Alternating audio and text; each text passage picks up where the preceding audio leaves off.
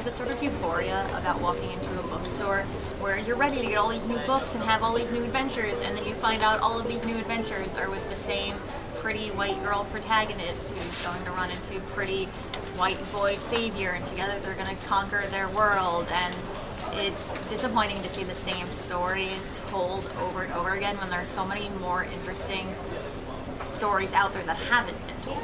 See, they have the Asian protagonist inside on this one, but not on the cover. Inside, not on the cover. Amazing. White girl.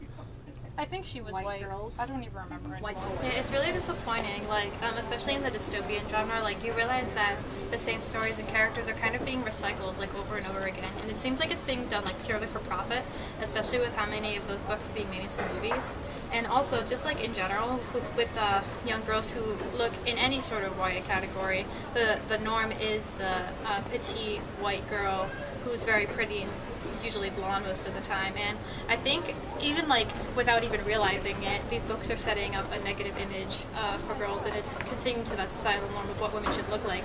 And I think the problem is that a lot of people are not even aware of like that's what's happening. Like when they don't give me a description of a person, I don't really picture anyone. I sort of picture like a blob until they tell me what they look like. The gray blob from Fairly Odd Parents. Yes. With a pink cat. That's the protagonist, with a little pink cat. Very early on, when I was more interested in it than she was, we would go on long walks, and I would just end up raging about something, and she'd be like, I don't want to talk about this right now, and I'd rage about it anyway, because how else am I supposed to vent about it? So yeah, if we go back. Well, definitely my mom and my sister were really big on introducing me to feminism and how I should look at the world and novels, because my sister is starting her Wordforteens very young, and even just being centered around feminism, that really helped me to learn how I should be looking at the world, and especially those long walks where I didn't want to hear about it. But it's important to me to know and realize that these problems are happening, and that we should be vocal about it, and we should talk about these things. The reason I didn't want to talk about it at the time was because at that time I was figuring out like that a lot was wrong with representation, like not just in books but everywhere, and I was hearing like about these problems like all the time, like whether it was like how there was only one female character in a movie, or how like once again how every character in a book was white. And I was like a feminist even back then, but I never understood why like it was constantly being talked about rather than like, I don't know, like people doing something about it. But I've realized now that it's kind of important to like talk to other people about it, because even though you may seem like the annoying feminist girl, if you don't talk about it, then nothing will change. So even if people find you annoying, like just obviously make sure that you talk to them in a respectful manner and try to like not be rude. But if they see you as annoying just because you want to bring up these problems, like just keep bringing them up, because if you don't bring them up, then nothing will change. First step for more representation is just talking about it.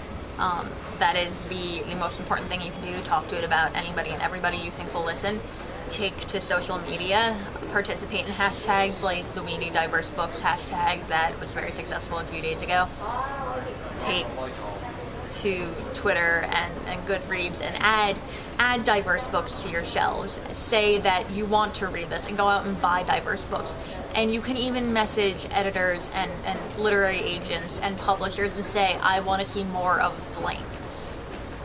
Support authors of color, support characters of color, and make sure you do it in a way that's not like, oh, I read that book, but I illegally downloaded it. Do it in a way that actually actively supports those characters. And ask your local bookstores and your local libraries to carry authors of color and to carry books with protagonists of color, or LGBTQIA plus protagonists, or characters who are more heavy set, or characters of different races. Whatever stories you're looking for, ask for them. Ask the publishers, ask the bookstores, ask anybody who will listen.